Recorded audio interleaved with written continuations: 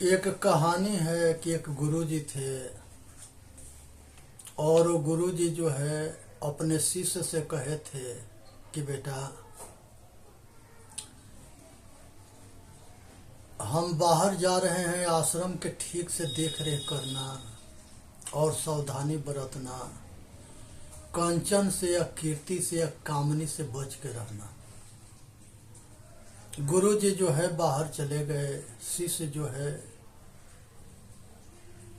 अपना जो है आश्रम के देख रेख करते थे, जंगल में भ्रमण करने गए, घूमने के लिए गए। एक सोना के खान मिलता है। जब सोना के खान मिलता है तो ये बड़ा खुश होता है। खुश होने के बाद से कहता है कि ये तो अपार सोना के खान मिल गया, अपार दौलत मिल गया। और वो जो है बड़ा खुश होता है और अनेक तरह के मन के अंदर कल्पना रूपी महल बनाना शुरू करता है।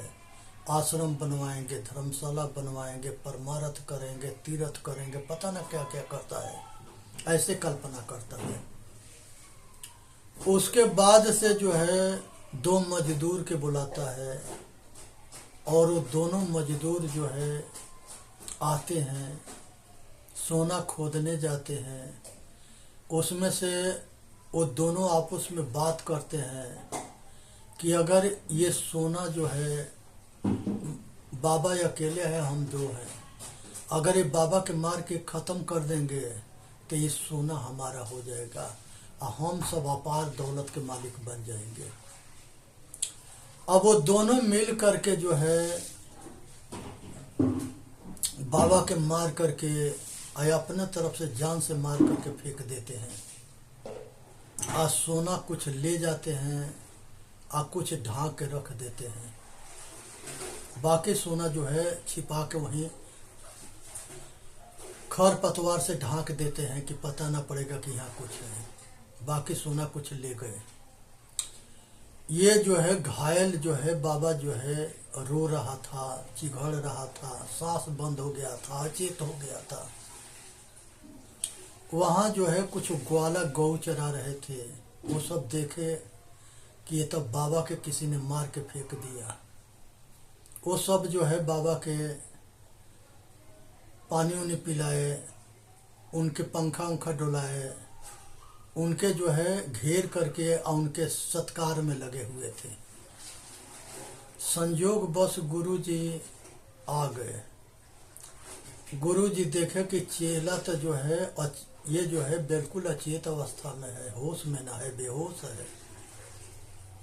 गुरुजी आश्रम पर लेके आए सब बच्चों के साथ। उसके दवा बीरो सेवा हुआ, वो होश में आ गया और सब कहानी बता दिया कि गुरुजी आपके जाने के बाद हमारे ऊपर जो है इस जगह जो है सोना के खान मिला था और सोना के खान के देख करके हम बहुत महल बना रहे थे, बहुत कल्पना कर रहे थे, बहुत कुछ करने को उम्मीद लगा रखे थे। और वहाँ पर जो है दो मजदूर ले गए। दोनों मजदूर जो है वो हमके मार करके अजान से मार के फेंक दिए और वो दौलत के कुछ ले गए या कुछ वहीं पड़ा है। गुरुजी कहे कि बेटा हम तुमको कहे थे न कि कंचन और कामनी या कीर्ति से बचना। तुम शुरू में कंचन के चक्कर में आ गया और धोखा खा करके अधमरु हो गया। ये संसार में जो है ये कंचन जो है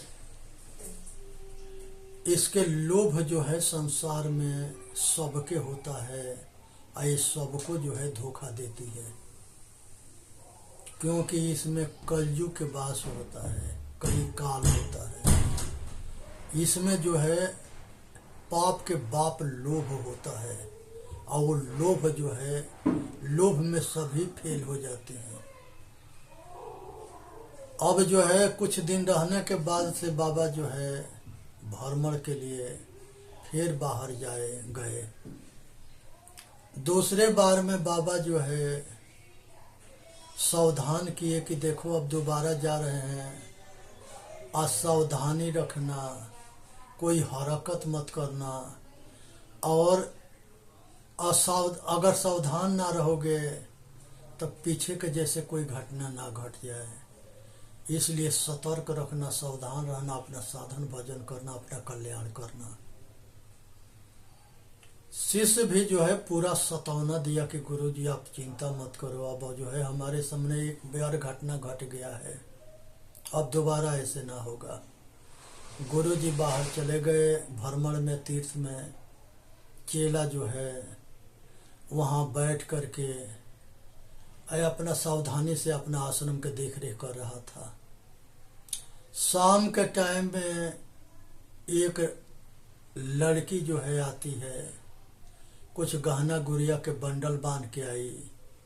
महाराज से कहे कि महाराज हमारे पीछे चोर पड़े हैं, डाकू पड़े हैं, हमके ना शरण दोगे तो ये सामान भी छीन लेंगे और हमारा जान भी मार देंगे। आपसे के हम शरण में आए हैं, हमारा रक्षा करो। ये शिष्य जो है सोच रहा है कि गुरु जी कह के गए थे कि कामनी से बच के रहना। एक कामनी है, नारी है, लेकिन गुरु जी ये भी कहे थे कि मुसीबत के कोई मारा होता उसके जो है सहायता करना। और ये दुविधा में पढ़ करके निर्णय किया कि देखो सामने वो आश्रम है, उसमें जा करके तुम खा पी करके वहीं सो जा, और हम भी रात में अगर दरवाजा खुलवाएंगे तो मत खोलना। इस समय बाबा होश में था। वो खा पी करके जा करके दूसरे साइड में कमरा था, उसे बंद करके सो गई। बाबा के 12-1 बजे रात में जो है भूत इसके ऊपर, कामना के भूत सवार हो गया। जब कामना के भूत सवार हुआ तब बाबा जो है चाल करके खुलवाने लगा किवाड़ी। उसने जो है नहीं खोल रही थी, तब पहले जो है बाबा लोग के फूस के ऊपर से पलानी टाइप के होता था, आश्रम होता था जो ऊपर फूस के होता था। ये ऊपर से फूस हटा करके, पत्थर हटा करके नीचे घुस गए और पतन हो गए। पतन होने के बाद उससे शादी कर लिए। शादी करने के बाद उसे बच्चे पैदा कर लिए। बच्चे पैदा हो गए। उसके बाद से एक आंधी या तूफान आता है, उसमें पानी के धारा में लड़का बह जाता है। लड़का के पकड़ने के लिए लड़की जाती है, औरत जाती है, वो भी बह जाती है। उसके बाद से बाबा जो है सिर पटक पटक के रोने लगा और इतने दुखी हो गया कि सब कुछ भूला पड़ा था, रो रहा था, चिल्ला रहा था। संयोग बस गुरु जी उसी समय आ गए। कहे कि बेटा तुमको क्या हो गया है? कहे कि गुरु जी क्या कहे, हम तो लूट गए, हम तो हमारा तो सब कुछ लूट गया। कहा कि तेरे पास क्या था कि लूट गया? कहे कि गुरु जी आपके जाने के बाद हमने जो है, हमारे पास एक लड़की आई, कुछ गहना गुड़िया ले रखी थी, हमसे शरण मांगी, हमने उसको रहने की जगह दिए और उसको जो है कह दिए थे कि उसमें बंद करके रात बिता लेना। और हम जो है अपना होश हवास खो करके हम अपना पतन कर लिए। गुरुदेव उसके समय शादी कर लिए, बच्चे पैदा कर दिए। आंधी और तूफान आया, उसमें बच्चे और पत्नी सब बह गए, मर गए। हम जो है बैठ के रो रहे हैं। आप ही बताओ कि हमारा जो है क्या दशा है। गुरु जी कहे कि मूर्ख, तुमको हमने कहे थे न कि कांचन कामनी के चक्कर में, कीर्ति के चक्कर में ना पड़ना। तुमने जो है हमारे आश्रम के मर्यादा भी खराब कर रहे हो। तुम जो है अपने को संभाल ना पाता है, क्या साधना करते हो। उसके बाद से फिर होश हवास में करके महाराज बाबा समझाए गुरुजी, चेला फिर ठीक ठाक होकर साधन करने लगा। कुछ दिन के बाद जो है गुरुजी कहे कि बेटा अब हम फिर जो है बाहर तीर्थ में जा रहे हैं और सावधान रहना रखना कि आगे के जैसे कोई घटना ना घटे, क्योंकि तुम जो है फेल हो जाते हो, अपना मर्यादा नहीं रख पाते हो, संयम ना रख पाते हो, पतन हो जाते हो, सावधान रहना। ये जो है ब्रह्मचर्य आश्रम है, संत महात्माओं के आश्रम है। यहाँ पर जो है इसकी एक मर्यादा है, इसके एक कर्तव्य है और वो कर्तव्य के समझ करके पालन करना, क्योंकि जो आदमी अपने कर्तव्य के पालन न करता है वो अपना रक्षा नहीं कर सकता है। अब गुरुजी जो है दोबारा जो है तीसरी बार जो है चल दिए भ्रमण में, आइए आश्रम पर रह करके अपना आश्रम के देख रेख करने लगे। संयोग बस जो है आश्रम के ईमानदारी से साधन भजन करने लगे और चेला के जो है अंदर शक्ति आ गया तपस्या के। जब शक्ति आ गया तो जिसको धन बल विद्या या साधना होता है उसके अहंकार हो जाता है। अब बाबा के जो है अपना तपस्या में सफल होने के एक अहंकार होने लगा। वहाँ पर गांव नगर के लोग आते थे। एगो के उनके शिष्य था, उसके तबीयत खराब हो गया। कहा कि गुरुदेव आज तो हमारा तबीयत खराब हो गया। कहा कि अपना एगो बार नोच के दे दिया, कहे कि अपने हाथ में बांध लो, तुम्हारा बीमारी ठीक हो जाएगा। संयोग बस वो हाथ में बांध लिया, गया घर पर, उसके बुखार ठीक हो गया। जब बुखार ठीक हो गया तो उसने जो है गांव में हल्ला कर दिया कि मंदिर पर जो बाबा है, किसी के तबीयत खराब होता है, बाल दे देता है तो उसकी बीमारी ठीक हो जाता है। अब सारे जो है जिसके तबीयत खराब होता था वो बाबा के बार मांग लेता था। ऐसे करते करते गांव भर के लोग बार लेने लगे और वो बाबा के सिर के बार सब जो है साफ हो गया, कुछ थोड़ा मोड़ा बच गया। उस गांव में एक यादव जी पहलवान थे, वो प्रमुख भी थे, प्रधान भी थे। उनकी माँ के तबीयत खराब हो गई। जब उनकी माँ के तबीयत खराब हुई तब बाबा जो है अपने छोटे भाई से कहे कि जाके बाबा से बाल मांग लियो, माँ की तबीयत खराब है, उनके बाल बांध देंगे, माँ ठीक हो जाएगी।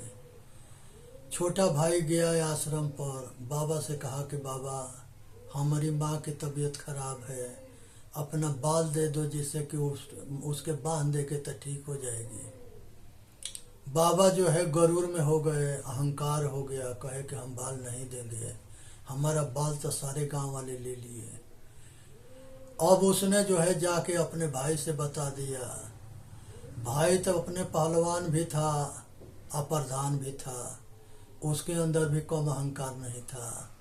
उसने जो है गणास उठाया और गणास लेकर के दौड़ पड़ा आश्रम की तरफ। बाबा देखा कि पहलवान गणास लेके आ रहा है। पहलवान अपने भाई से कहा कि आज उसके मुंडी काट ले आएंगे, हमेशा के लिए राड़ काट देंगे उसके। अब जो है वो गणास लेके दौड़ा। बाबा देखा कि वो तो गणास लेके पहलवान आ रहा है। वो अपना निकल करके बहुत तेजी से भागा। कई जगह चेला गिरा, कई जगह पहलवान गिरा। आगे दोनों जो है दौड़ते गिरते घायल हो गए। लास्ट में आगे जब ऐसा वो गड्ढा में गिरा तब तक ले आगे से गुरुजी आ रहे थे। गुरुजी देखे कि चेला जो है इतना रेल बना पड़ा है, इतने रफ्तार में क्यों दौड़ रहा है, क्या बात है। गुरुजी कहे कि चेला रुक जा। कहे कि गुरुजी, चेला कहा कि गुरुजी अगर भाग चलो इसी में भलाई है, नहीं तो पहलवान गणास लेके आ रहा है, दोनों के सिर काट देगा। कहे कि तू हमारे पर भरोसा तो करो। गुरु जी किसी तरह से उसको रुकवाए, रुक गया। तब तक ले इधर से जो है गणा से लेके वहां पहुंच गया। पहुंचने के बाद गुरु जी पूछे कि भाई तुमको क्या प्रॉब्लम है, क्या बात है। सारा कहानी जो है पहलवान सुना दिया कि महाराज ये बाबा जो है इसकी तपस्या के शक्ति से किसी को बार देता है तो सब लोग बीमारी मुक्त हो जाते हैं। हमारे माँ के तबीयत खराब हो गया, हम भी इसे बार मांगने आए, ये हमारे भाई के बार ना दिया, और ये जो है अभी भी हम बार देने के लिए तैयार न है, अब भाग रहा है। हमने सोचे कि ये आज जो है इसके मुंडी काट के ले आएंगे, हमेशा के राड़ काट देंगे।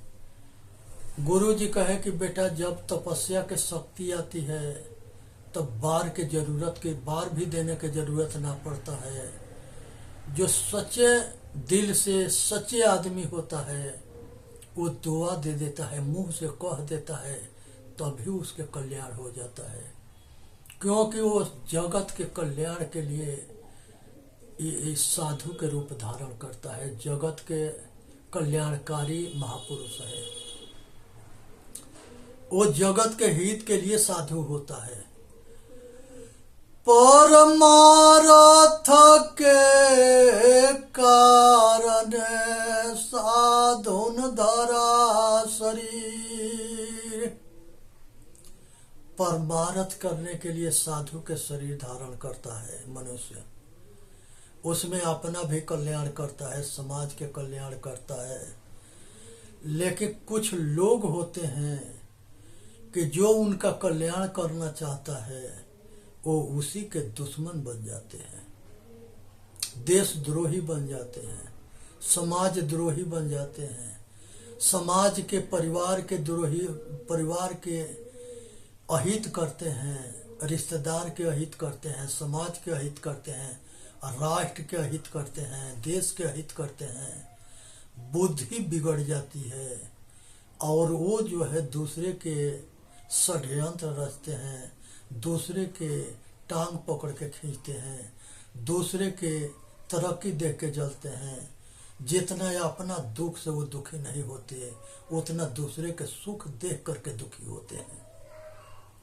इसलिए जो है गुरु जी कहे कि बेटा इनकी माँ के जो है एक चिटकी राख उठा के दे दे, वो ठीक हो जाएगी। आशीर्वाद दे दे, ठीक हो जाएगी। तुमके बार कटवाने की क्या जरूरत है, बार उखड़वाने की क्या जरूरत है। साधु की एक गरिमा होती है, वो साधना में परंगत होता है तो उसके अंदर शक्ति आती है। इसलिए संसार में जो है आज समझने की जरूरत है कि मनुष्य के कल्याण तबे होता है जब सतगुरु के शरण में मनुष्य जाता है, और तबे जाके मनुष्य के कल्याण होता है। लेकिन जिसको अच्छा संत गुरु की बात अच्छा न लगती है, इसके पीछे के कारण क्या है। साहेब कहते हैं पूर्व जन्म के पाप से हरि चर्चा न सुहाय। जब पूर्व जन्म के पापी होता है, खोटे कर्म होते हैं, तो उसके किस्मत में दुख होता है, तो उसको अच्छे उपदेश अच्छा ना लगता है। उसके खोटे कर्म, क्योंकि किस्मत में दुख है, तो उस सुख कैसे अच्छा लगेगा। इसलिए सावधानी बरतनी है, समझना है, अपना कल्याण करना है। इसी में मानव जाति के हित है। मनुष्य जो है देव जोनी है, मनुष्य से ऊपर कोई जोनी नहीं है। मनुष्य जब आचरणशील होता है तो वो महान होता है, महापुरुष होता है। आचरणहीन होता है, कर्म खोटे होते हैं, तो वो राक्षस होता है, दानव होता है, दैत्य होता है। वो जो है आचरणहीन के पहचान है कि वो माता के माता ना समझता है, बहन के बहन ना समझता है, बेटी के बेटी ना समझता है, पत्नी के पत्नी ना समझता है, परिवार के परिवार नहीं समझता है, रिश्तेदार के रिश्तेदार नहीं समझता है, समाज के समाज नहीं समझता है, और वो अपने मतलब और स्वार्थ में पागल हो जाता है और सबके अहित करता है। इसलिए आज जरूरत है कि हम सबसे बच के रहें और अपना कल्याण करें। इसी में मानव जाति के हित है। सोने समझे विचार करें और अपना कल्याण करें, इसी में मानव जाति के सबके हित है। और यहाँ पर जो है विचार करने की विषय है कि साहेब कहते हैं, करहु विचार सब दुख जाई। हे भाई विचार करो तब कोई काम करो। बिना विचारे अगर कुछ करोगे तो उसके परिणाम जो है दुखदायी होगा।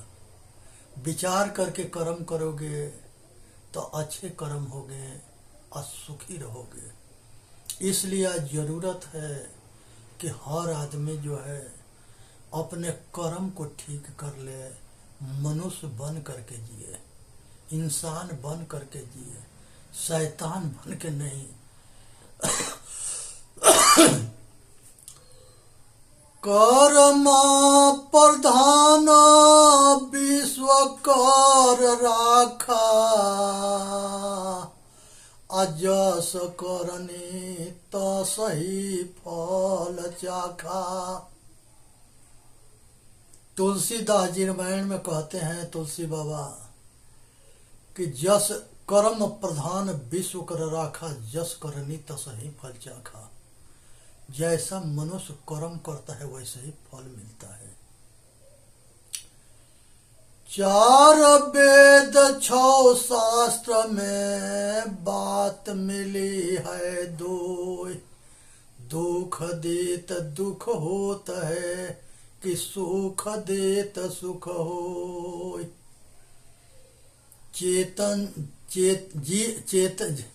चेतन जीव दुख मुक्त चैनल पर आके अपना कल्याण करे, या वीडियो के लाइक करे, सब्सक्राइब करे और अपना कल्याण करे। बोलिए सतगुरुदेव की जय। साहेब बंदगी, साहेब बंदगी, साहेब बंदगी।